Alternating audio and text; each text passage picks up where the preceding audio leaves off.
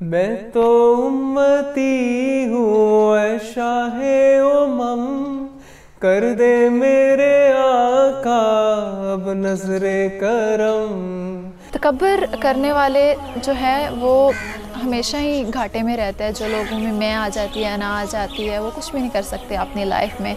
जामिउल कुरान किन सहाबी को कहा जाता है? और हमारा दूसरा क्वेश्चन है, इस्लाम में कुर्बानी का हुक्म कब दिया गया? जब अल्लाह ताला हुक्म देता है तो फिर शैतान भी उसके हुक्म को मतलब ताबीर करता है, उसके हुक्म को मानता है, बजा लाता है।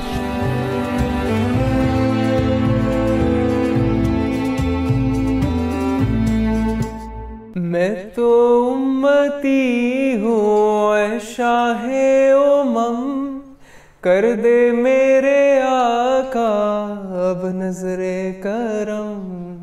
मैं तो उम्मती हूँ ऐ शाहे उमम, कर दे मेरे आका अब नजरे करम।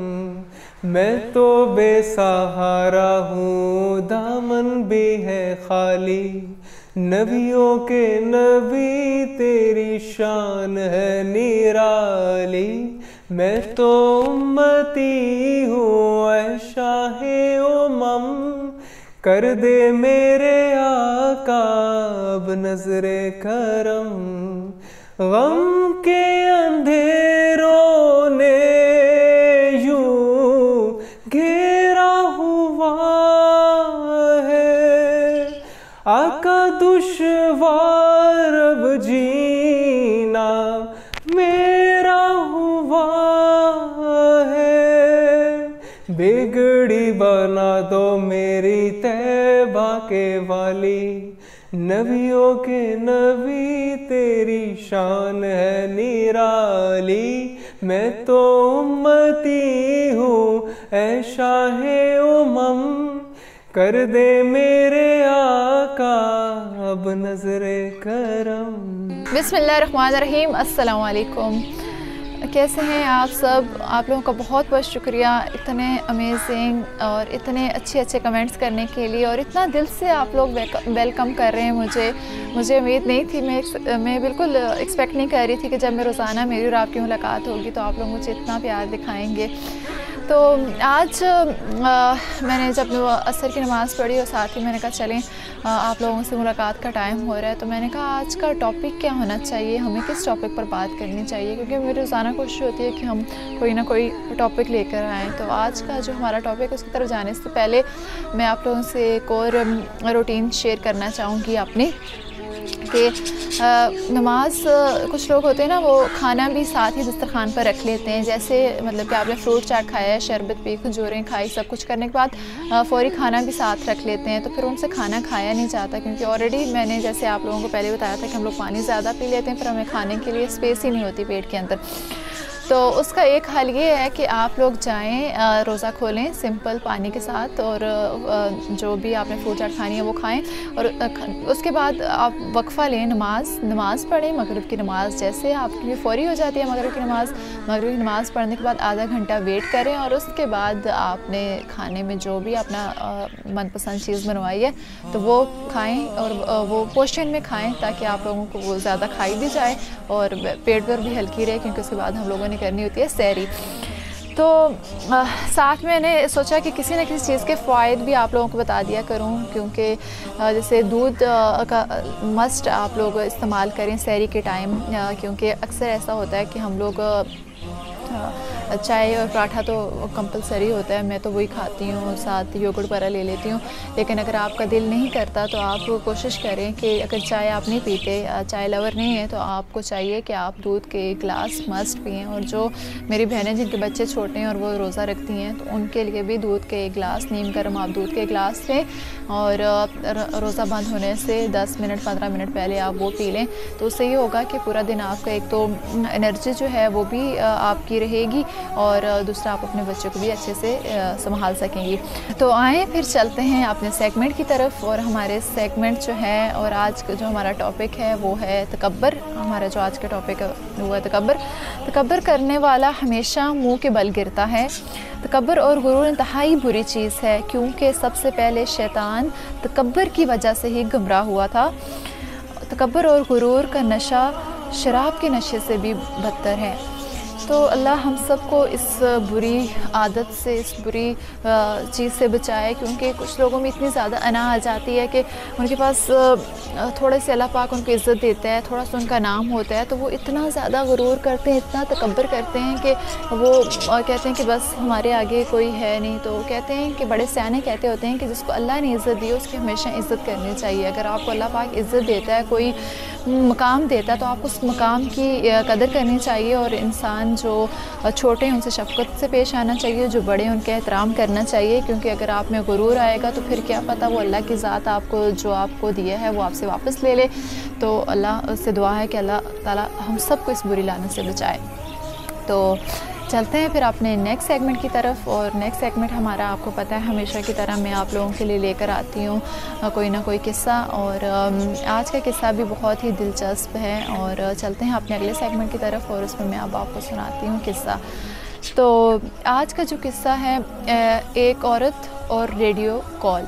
हमारे किस्से का टाइटल ये है कि एक औरत और रेडियो कॉल।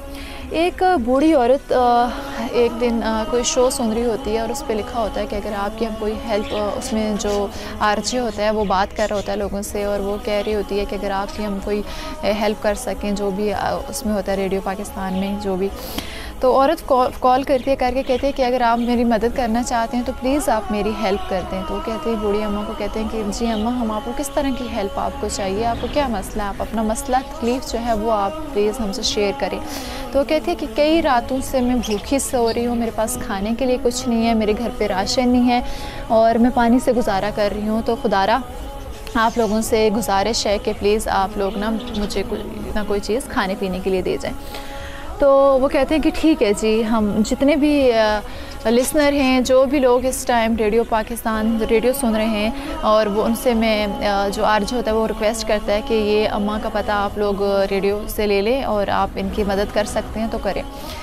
तो उसमें एक बंदे की कॉल आती है अम्मा की कॉल बंद होने के बाद कि मुझे इनका एड्रेस दे दो, तो मैं ना जाकर मैं इनकी हेल्प करना चाहता हूँ। तो वो उनका एड्रेस उसको दे देते हैं, क्योंकि शो का तो टाइटल ही ये होता है कि आप गरीबों की हेल्प करनी है, कोई किसी भी मुसीबत में उसकी हेल्प करनी है, तो वो उसका एड्रेस दे देते हैं।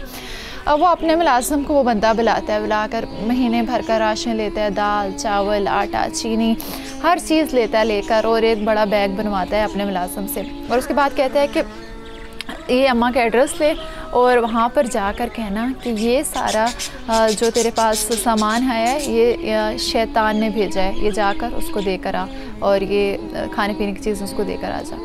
अब उसका मुलाज़िम को ज़ाहिर है अपने जो मालिक है उसके हुक्म को भी उसने ताबे लाना, उसने जाकर ये बात भी करनी है।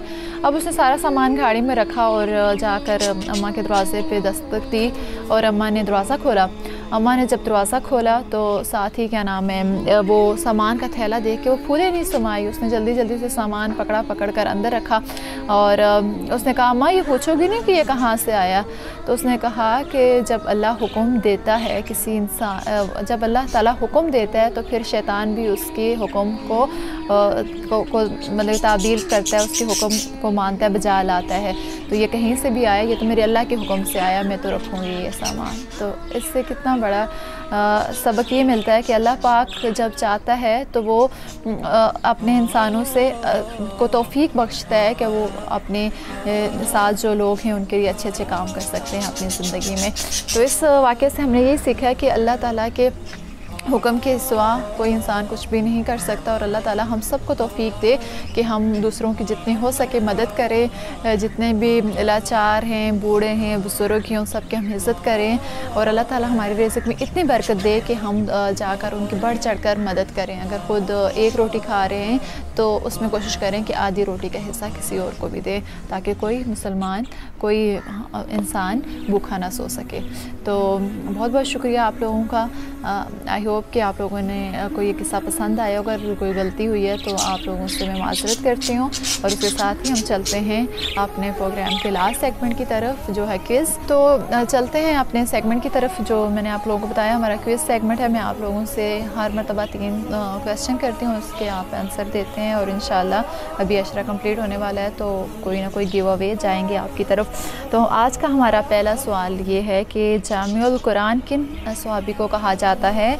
मैं एक दफ़ा फिर रिपीट कर देती हूँ आप लोगों के लिए क्वेश्चन, जामिउल कुरान किन सहाबी को कहा जाता है। और हमारा दूसरा क्वेश्चन है, इस्लाम में कुर्बानी का हुक्म कब दिया गया।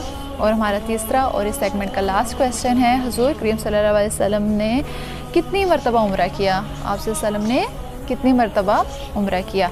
तो आई होप कि आप लोगों ने क्वेश्चन लिख लिए होंगे और सोच समझ कर आप कोशिश कीजिएगा कमेंट्स में इसके जवाब दें, क्योंकि जिसने पहले रोज़े से लेकर लास्ट ये जो पहले अशरे के 10 रोज़े हैं जिसके सबसे ज़्यादा जवाब होंगे उन 3 विनर्स को हम चुनेंगे पहले अशरे में, और फिर इस तरह ही दूसरे अशरे में भी 3 विनर्स को चुनेंगे जिसके सबसे ज़्यादा सही जवाब आते होंगे, और इस तरह ही हम लास्ट अशरे में भी चुनेंगे। तो आप लोगों के टाइम का बहुत बहुत शुक्रिया।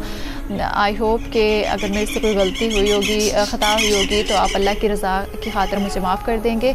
और आप चाहें तो मेरे चैनल को सब्सक्राइब करें, मेरी वीडियो को लाइक करें, ज़्यादा से ज़्यादा शेयर करें, ताकि मुझे भी मोटिवेशन मिले। और जिस तरह आप लोग पसंद कर रहे हैं इस ट्रांसमिशन को, इसको और भी इतना प्यार दें ताकि हम लोग कोशिश करें कि ज़्यादा से ज़्यादा मज़ीद इसको बेहतर से बेहतर कर आप लोगों की खिदमत में हाज़िर हों। तो मिलते हैं कल सेम टाइम में और एक अच्छे और नए टॉपिक के साथ, और एक कोई खूबसूरत सा किस्सा लेकर आते हैं आपके लिए। तो तब तक के लिए अपनी फैमिली का और अपना ख्याल रखें। मिलते हैं कल। अल्लाह हाफिज़, फ़ी अमान अल्लाह।